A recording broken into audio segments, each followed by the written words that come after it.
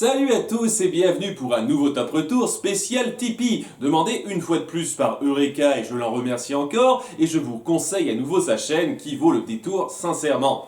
Donc, Vice Versa, un film que j'apprécie beaucoup, l'histoire est très prenante, il y a beaucoup de suspense, j'apprécie beaucoup les personnages principaux, particulièrement Joie qui est vraiment prenante, c'est un de mes personnages préférés Disney clairement, et je trouve malgré tout qu'on a tendance à aller un peu trop loin pour décrire la grandeur de ce film, car pour moi ce n'est pas le meilleur Pixar jamais fait. Il le mérite bien plus que d'autres, mais c'est pas le meilleur Pixar jamais fait. Et il y a des choses à redire, que ce soit en termes de scénario ou d'idées, d'illustrations qui sont un peu discutables. Et j'ai pas grand chose d'autre à dire à l'introduction, on se lance tout de suite. C'est parti pour les 7,1 pire points de Vice Versa. Oui, vous allez pas tarder à comprendre le virgule 1.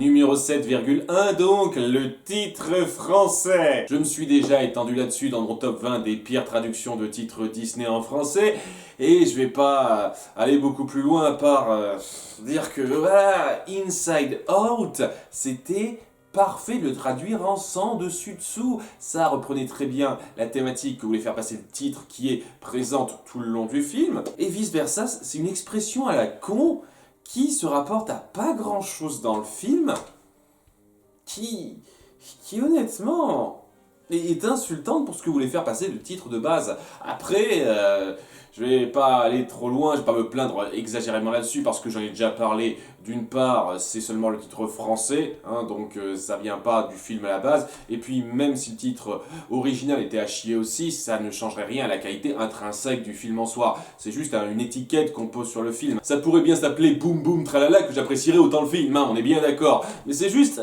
un petit détail marketing qui me pose problème. Numéro 7, l'image des clowns. Alors là, c'est une petite bête noire de ma part depuis quelques temps, donc c'est pas vraiment un problème inhérent au film et c'est pas quelque chose d'ultra gênant, mais ça commence à le devenir au fur et à mesure que ça n'arrête pas de s'empiler. Le clown, de base, est censé être un travail qui consiste à faire rire les gens, principalement les enfants, mais les gens en règle générale, en se rendant soi-même volontairement ridicule. J'ai pas une admiration sans borne pour les clowns, mais je trouve ça quand même assez respectueux sur le principe.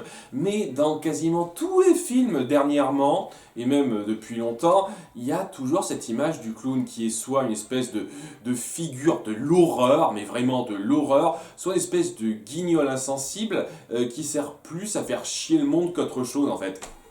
Et il y a quelques très rares exceptions qui rendent justice à cette profession, mais les trois quarts du temps, c'est toujours cette image pourrie qu'on renvoie du clown. Et ça me fait un peu chier. Il y a vraiment que quelques très rares exceptions, avec quoi Coluche dans La Loue à cuisse ou Jacques Villeray dans... J'ai oublié le titre pour l'instant, mais c'est un bon film ça. En dehors de ça, c'est toujours cette image ultra négative qu'on lui renvoie, et ça m'embête que Disney ait participé à 2 reprises minimum à cette image. C'est pas pour dire que c'est horrible ou quoi que ce soit, mais c'est un effet ras-le-bol qui me pose un peu problème avec ce personnage du clown qui est forcément traumatisé, Riley étant petite, parce que voilà, tout le monde a peur des clowns maintenant. C'est des personnes qui font rire les gens, maintenant les 3 quarts des gens ont peur des clowns. Numéro 6, le cerveau est censé savoir quoi exactement? Alors là, c'est un tout petit truc. À nouveau, les premiers points, c'est pas tout à fait des chipotages, mais ça s'en rapproche assez quand même. Je trouve ça pas super bien géré, la façon dont ils ont montré ce que les habitants du cerveau, donc nos émotions, sont censés connaître et ce qu'elles sont ne pas censées connaître. Il semble être lié à Riley et donc savoir ce qu'elle sait normalement. Seulement à un moment donné, il y a Dégoût qui sait ce que c'est que les brocolis. Il y a Peur qui boit du café, alors que bon, j'imagine que Riley sait ce que c'est que du café, mais pourquoi il boirait du café déjà Peur? Pourquoi il se nourrirait techniquement? Et s'il est censé être dans le même état d'esprit que Riley, c'est pas un truc qu'il devrait boire à ce niveau-là, la vie de Riley, vous voyez? Et puis à un moment donné, ils savent pas ce que c'est que la puberté, ils savent pas ce que c'est que le principe de grandir, alors que d'un point de vue purement technique, Riley, à moins d'être complètement conne, devrait connaître certains principes sur le fait de grandir. On n'est pas dans une époque où les enfants sont ultra innocents et comprennent rien à ce qui va leur arriver plus tard. Ils ont quand même un peu conscience de ça, mais à la fin, ils savent pas. Ils savent pas ce que c'est que la puberté, ils n'ont aucune idée de ce qui pourra arriver à Riley après. C'est le genre de petits trucs un peu gênants qui est juste là clairement pour aider le scénario, pour faire passer certaines blagues et agrémenter un peu certaines interactions, certaines réactions, mais tout à fait personnellement, c'est pas la chose la plus intelligente que vous avez faite. C'est pas grand chose, à nouveau, hein, ça me sort pas du tout du film, mais c'est un tout petit peu gênant pour être un chouïa à noter quand même. Numéro 5, un ordre de destruction très infortuit. Donc, quand joie et tristesse arrivent à la première attraction du cerveau de Riley qui leur permettra de partir, et ben comme par hasard, c'est celle-là qui s'effondre en premier. Et quand ils doivent rejoindre telle attraction, tel endroit de son cerveau, à chaque fois, c'est cet endroit-là qui doit s'effondrer pour l'intensité dramatique. Et c'est facile. Je veux dire, c'est pas un truc que j'ai du mal à pardonner. À nouveau, les premiers points, c'est pas des gros problèmes ou quoi que ce soit, mais c'est un micro-chouillage gênant quand même. C'est qu'on sent le côté facilité scénaristique un peu grossier sur le principe. Donc oui, les pans du cerveau de Riley qui s'effondrent le font dans un ordre qui arrange bien l'intensité dramatique du scénario. Ouais, c'est facile, hein. Numéro 4, colère et compagnie, bande d'incompétents. Lorsque joie et tristesse ne sont plus là, et nos trois larrons ne savent plus rien faire. Mais vraiment rien du tout. Ils ont aucune idée des bases de ce qu'on pourrait faire ou quoi que ce soit. Ce qui fait qu'il faut à peu près tout ce qui doit être fait. Ils ne savent pas coordonner grand chose. Et surtout, ils ne tentent rien. Une fois que joie et tristesse sont partis du tableau, on ne les voit absolument rien tenter pour les récupérer. Pas se renseigner sur quoi que ce soit, pas chercher à faire quoi que ce soit. Ils sont juste, on est piégé là, on va essayer de se démerder sans eux, et puis merde. Et je suis désolé, il y avait moyen de mieux mettre ça en place. Parce que je comprends très bien l'intention, soyons d'accord. Le fait est que comme Joie a voulu tout contrôler, vraiment tout contrôler, sans leur leader habituel, ils ont du mal à se repérer, ils sont déboussolés. C'est tout à fait compréhensible. Seulement, il y a une différence entre être déboussolé et être sérieusement incompétent. Et j'ai un peu de mal avec certaines de leurs décisions qui sont très rapides, qui sont pas très réfléchies et qui donnent l'impression qu'ils ont pas aucun vécu, alors qu'avant il y avait de quoi croire qu'ils savaient un petit peu ce qu'ils faisaient. Mais là, ils n'ont aucune idée de ce qu'ils font et leur incompétence est un peu trop exagérée pour que je sois grandement pris dans leurs problèmes de gestion du cerveau de Riley. Ça aurait mérité d'être géré plus subtilement et qu'on montre de façon plus fluide et mieux amenée la façon dont ils perdent le contrôle de Riley. Là, ça va trop vite et c'est un peu gênant tout à fait personnellement. Numéro 3, ce système fonctionne comment exactement? Alors j'aimerais qu'on soit bien d'accord sur un point. Tout n'a pas besoin d'être expliqué tout le temps dans un film. Il arrive des moments où c'est totalement normal de laisser libre à l'imagination de décider comment telle chose peut arriver à marcher, comment tel élément s'organise, etc.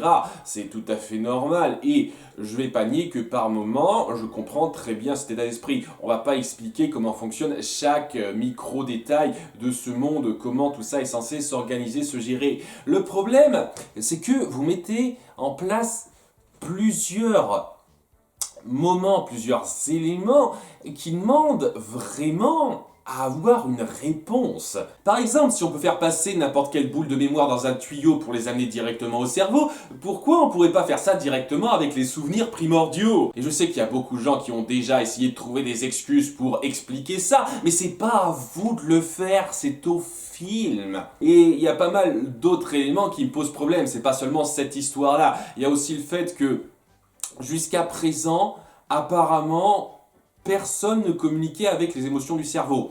Les émotions étaient toutes dans leur coin, et puis merde, on était complètement fermé, il n'y avait plus rien. C'est l'impression que ça donne en tout cas quand on voit joie et tristesse avoir autant de mal à revenir à l'endroit où elles sont censées être. Et quand à la fin on voit des ingénieurs finir par installer une nouvelle console, etc., ça donne l'impression que jusqu'à présent ils n'avaient pas ça, jusqu'à présent ils n'avaient pas ce genre de suivi ou quoi que ce soit.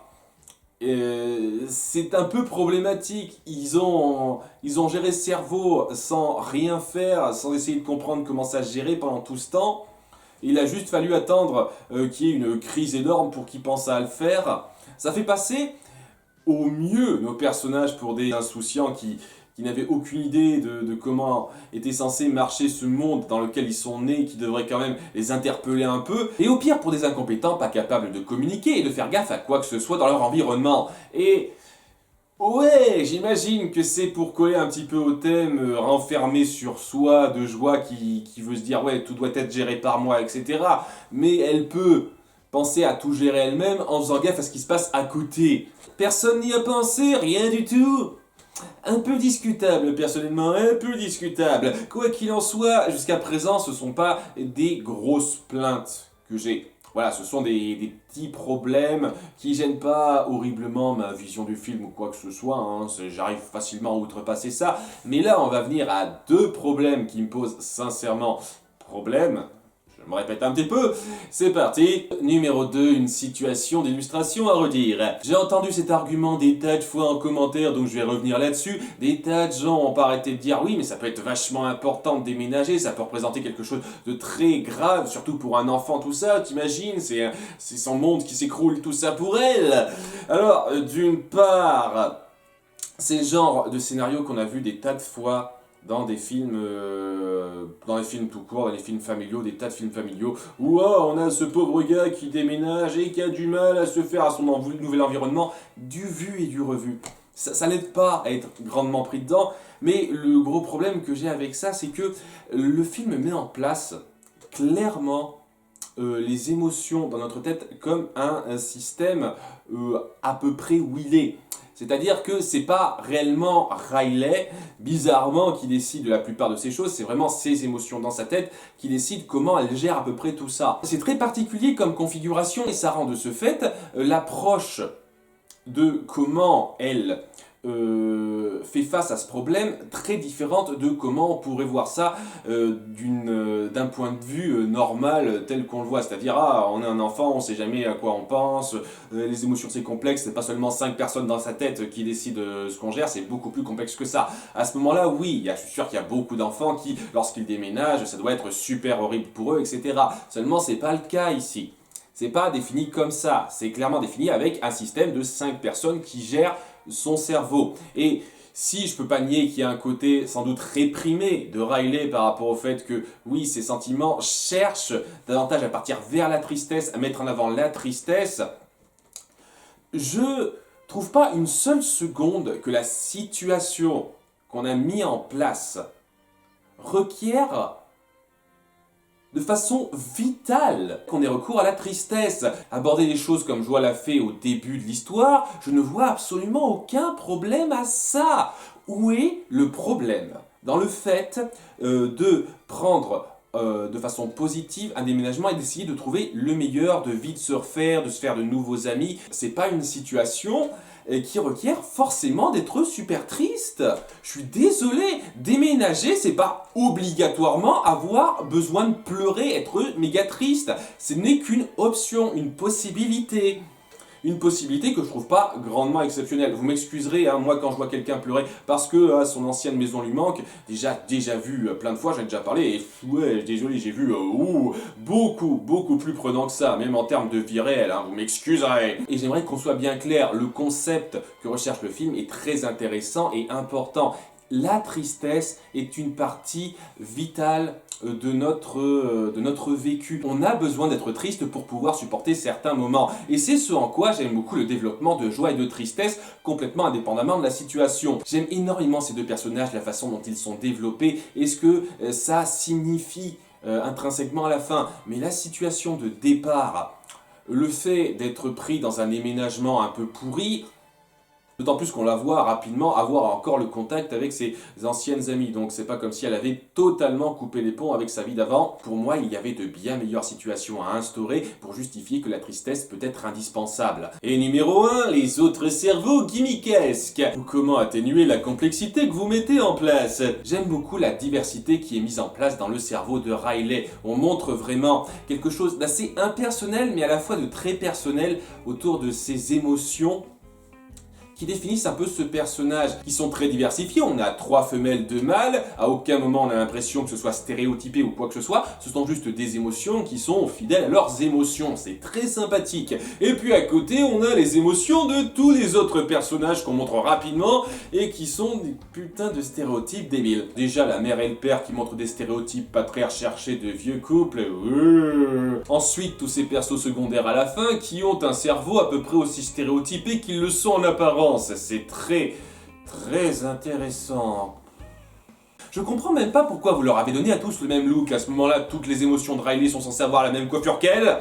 C'est complètement con, c'est basique, c'est rabaissant, simpliste, et ça fout légèrement en l'air le côté assez complexe qu'on pouvait retrouver dans un cerveau. C'est comme si Riley était une grande exception et que, en règle générale, les gens ont des cerveaux très basiques, lambda et pas intéressants.